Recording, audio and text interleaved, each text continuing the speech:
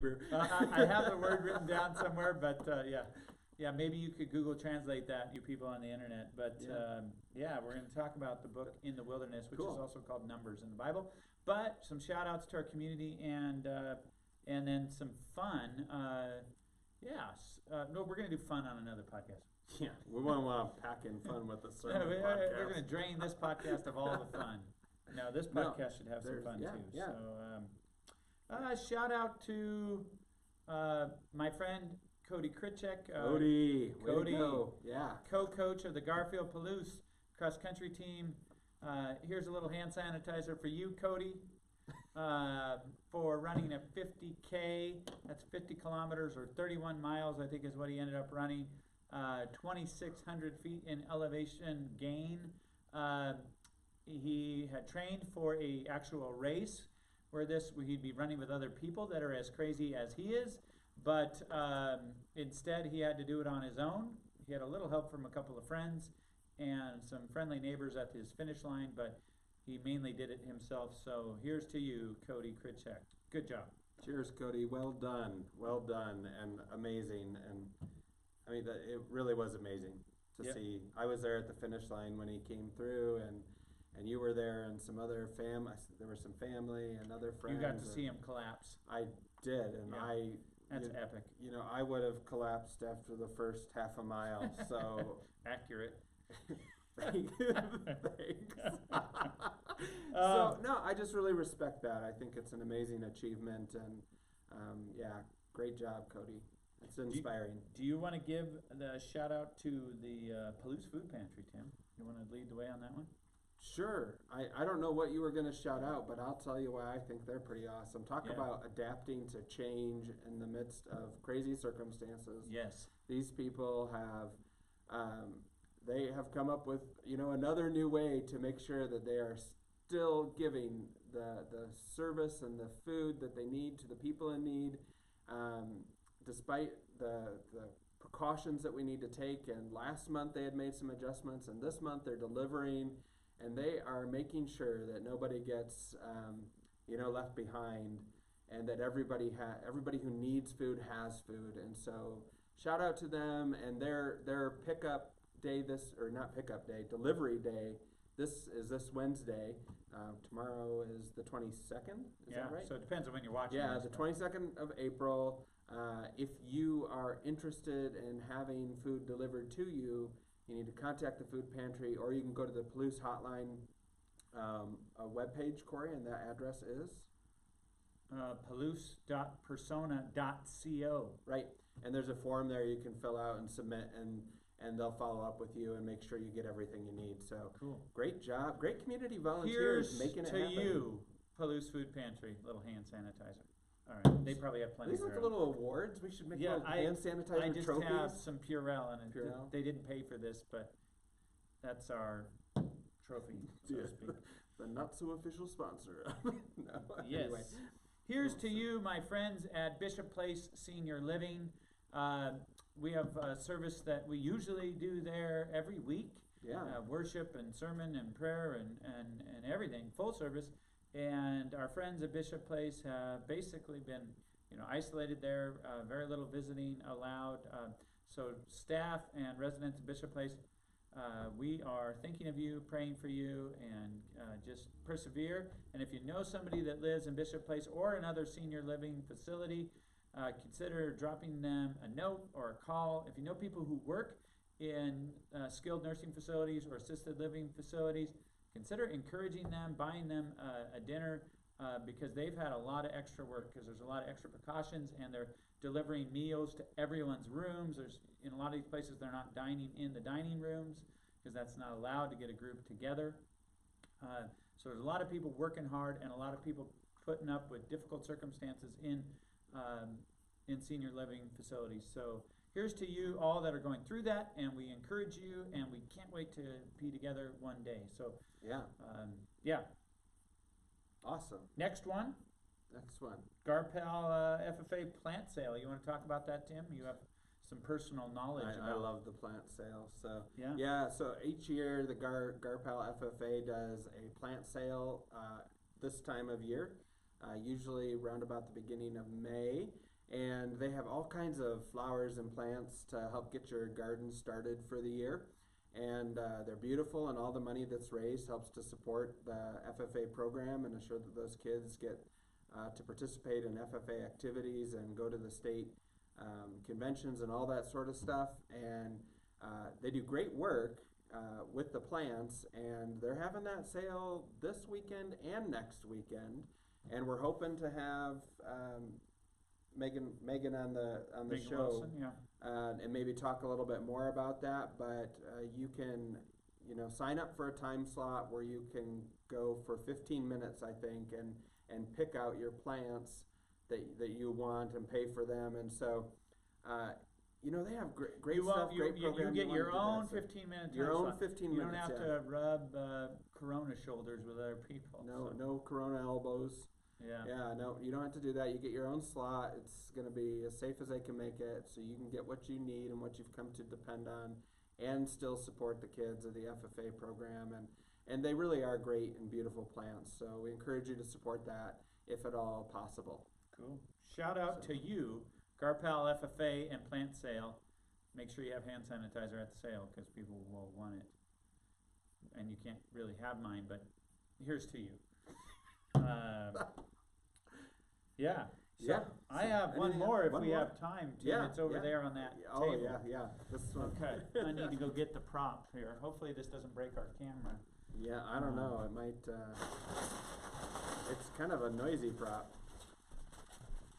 Here it comes into view. What in the world? Here's to you, tinfoil guy or team that. I feel like we're in one of those beer commercial from the Super Bowl or something. This is real, Tim. Is this real? Here's to you, tinfoil guy or team vandal or vandals who came to my house while I watched TV with my family in the living room peacefully, and stealthily you covered my Subaru Legacy in tinfoil, and it was beautiful, and you did a good job, and you can see a photo on Facebook. And this is the tinfoil we took off of the car, and it's been somewhat condensed, believe it or not, and we will recycle it. But here's to you, tinfoil guy. Yeah. And I hope you use sanitizer before you put the tinfoil on, but I did wash my hands after I took it off. And I didn't touch my face. That's good. That I remember. That's a good word. Here's to you. And perhaps the same culprits may have. I'd like to may catch have him in added- the act, and then I could foil him. May have added some foil to our windshield wipers the other day. of our Yeah, vehicles too, yeah, so. yeah. I left that just as evidence, in case said vandal comes back. But I can compare fingerprints or something. It is good to laugh. It is good to laugh. And have a little bit of fun in this time, and so I think. If people haven't figured it out, that's part of the purpose of our podcast. Yeah. The purpose of our podcast. Say that 10 times. Yeah. Fast. Yeah. I think that, yes, it's strange. It's strange, but it made a lot of people laugh and brought joy to a lot of people, and so I say go for it. Yeah. And, We had fun with it. Our kids were surprised, and actually, one of our kids was sleeping, and our dog, actually slept through it too. So, well, Shy is not the best guard dog. Yeah, when she's sleeping, she's sleeping. So yeah. Well, that's my shout outs to Cody, to the Garpal FFA, the Food Pantry, Bishop Place, and to Tinfoil Man. May he have a great week. Okay. So next thing, Tim, is we're going to talk about numbers. Numbers. Or in the wilderness. In the wilderness. In the middle of the night. No, in the wilderness. So that's pretty contrasting titles. Why could a book be called Numbers and then in the wilderness? Let me take a guess. One sounds really boring, like an accounting textbook, Numbers. Maybe there's a lot of numbers in the wilderness. Yes, Tim, you're right. So in this book that I am choosing to think of as called In the Wilderness, it starts off, if you read chapter 1, verse 1, it says, "The Lord spoke to Moses in the wilderness of Sinai in the tent of meeting." And So he spoke to Moses, and they were at Mount Sinai. They'd received the Ten Commandments. It's picking up where the book of Leviticus ended, which comes right after Exodus, where Exodus tells the story of the people being rescued from Egypt out of slavery. And they start to have some struggles right away, even at Mount Sinai, even though God is meeting with Moses at Mount Sinai. But struggles like making the golden calf and things like that. Right. But God's still going to lead them to the promised land. And Numbers is the book where they go from Mount Sinai to the edge of the promised land. But it takes a little bit longer than they expected, because they are in the wilderness for 40 years. Some people say in the desert wilderness, if you want to say that. That's a long time. 40 years is a long time. It's about as long as Mark Sawyer is old. Oh, I think. you think so? I don't know how See old that he is. old? Anyway, friend of ours, sort of. A vandal. So they're in the wilderness, and they count the people. They count the tribes, and part of the book's point is to talk about the structure that God has given to the people of Israel, to the Hebrew people, and talking about their tribes, talking about how many people are in the tribes, so talking about their numbers and how they marched when they traveled, how they camped when they were encamped around the tabernacle, which is talked about in great detail in Leviticus, and so the book talks about that.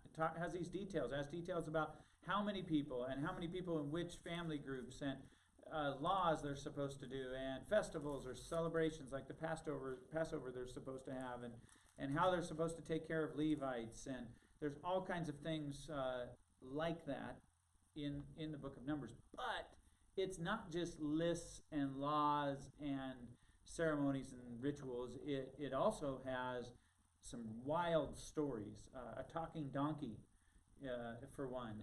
That's pretty wild. Yes. Some battles, which surprisingly we didn't talk about the battles in men's Bible study this morning. No swords. Because usually we like to talk about swords, but we missed it. Talks about people getting swallowed up by the earth, I think, at one point, for being rebellious to God. It talks about people get bit by snakes, and then they have to look to a bronze snake in order to be cured. Just some wild stories. Strange, yeah. Poetry, song is incorporated too. It talks about the rights of females to inherit, which is a pretty amazing reality in the ancient world. So this book is talking about what the people of Israel experienced and how God took care of them between when they were at Mount Sinai and when he got them to the edge of the wilderness. So he provided for them, he protected them, he blessed them. But why did it take 40 years, Tim? It's not that long a trip, even on foot. You know why it took 40 years? I guess they took some detours. Well, some spiritually, detours yeah, that caused some trouble, and and so it didn't. Here's what it boils down to: is that they didn't proceed the way that God intended that they should proceed, and so, much as it is in our lives, if we don't do things God's way, sometimes it takes us longer to get to where God wants us to go. Yeah, they were disobedient to what God wanted. They had, the leaders, the elders in that generation that had left Egypt, they are really struggling with living outside of Egypt, living as non-slaves, living as free people. And though God had richly provided for them when they came out of Egypt and rescued them in a miraculous way, I mean, they came through the Red Sea, right? God parted it, and they saw the Egyptian army destroyed, and it was obvious that God was doing this, but they get accustomed to God's presence in their life, even though he's leading them by cloud and by a pillar of fire and providing them manna in the desert. They're still stuck in their old way of thinking, and so when God gets them to the edge of the promised land, and Moses sends spies into the land to check it out, and they see all kinds of blessing, but they also see the inhabitants of the land, and they come back, and there was 12 spies, and 10 of the spies, well, they all give a good report that there was lots of blessings in the land, right? But 10 of the spies give a fearful report that basically the inhabitants are giant and it's scary and we don't know if we should go in there. And only Joshua and Caleb say, let's go in there. God will help us and we can do this. And it's at that point that God says, you haven't really been trusting in me. So nobody except Caleb and Joshua from that generation are going to be able to enter the promised land. And then they have 40 years from that point of wandering, of not being able to be in the promised land for their disobedience. Yeah. Yeah. That's unfortunate. It is. But I guess God knows best when we have disobedience in our own life. If we won't yield to His way, He might find a way to get us to follow Him some other way. He might allow difficulty, or he could allow time to work on us. Yeah, He has a plan, and He has a goal for us, and we don't always choose to be obedient, but He will find a way to kind of shepherd us despite our failings to where He wants us to be. Yeah. And when we choose our way over His way, it's always harder, it seems like, in the long run. But anyway, there it is. Yeah, this book, fourth book of the Bible, read it, check it out. My Alexa can even read it to me if she's behaving, but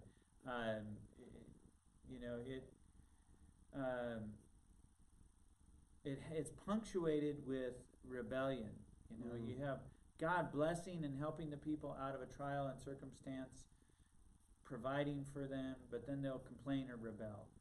Even Miriam and Aaron, Moses' siblings, complain and oppose Moses, and that's actually right before in chapter 12 they do that. In chapter 13, then the spies go into Canaan, the future or the promised land, and then they come back and they're essentially opposing God by having a fearful attitude. So God is patient with His people, including us, but if our life is punctuated with rebellion, we will see that God is often going to let us have the consequences of our rebellion in order to teach us that obedience and faith, trusting in Him, is the better way.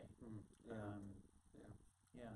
But this was a problem really just in that time for those people, right? Not for us. Not for us. Yeah, not at all. Well, I think I look at some of these stories. Do you feel a bit in the wilderness at times, Tim? Is that what you're trying to say? And sometimes I bring a little bit of a judgy attitude against God's people in the Bible, because I'm like, how come you can't see what God is doing? And whether it's the disciples in the New Testament and the Israelites in the Old Testament, they're a great example of, God.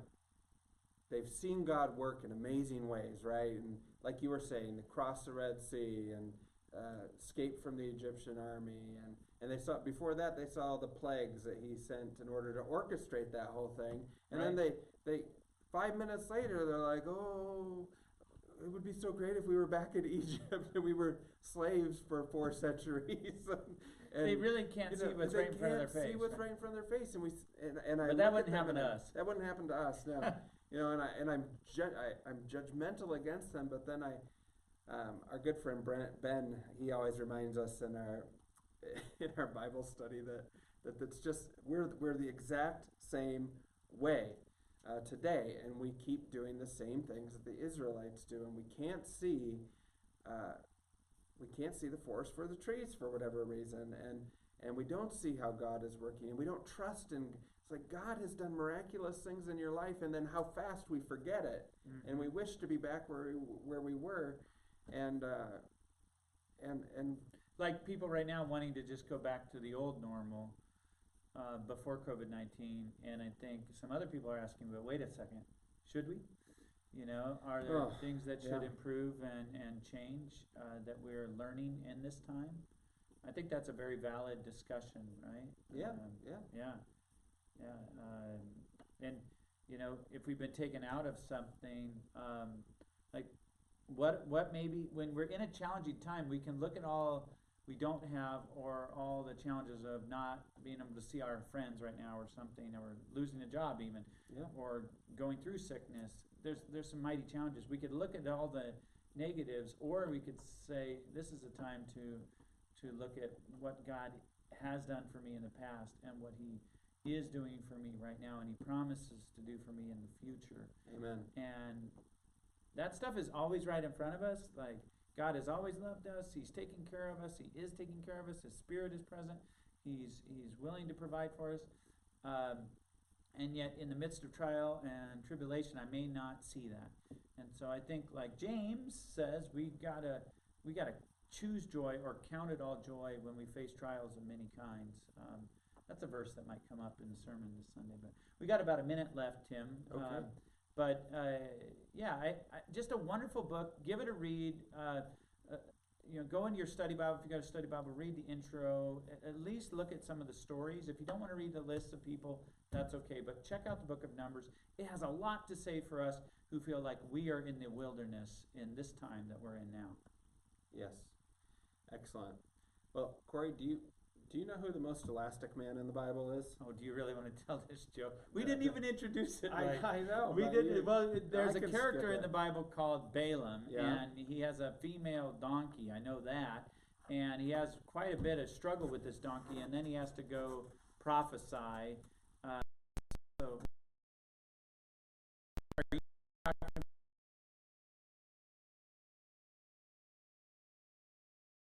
Elastic man in the Bible. It's the Balaam. most what? Elastic.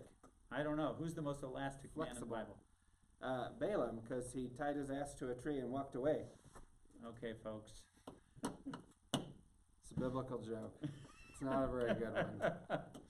But you said I should tell. Yeah. So, Okay, well, we're running out of time. Well, thanks everybody for listening and watching. This has been Tim Severs and Pastor Corey, coming to you from our Hilltop studio in the rolling hills of Palouse, Washington.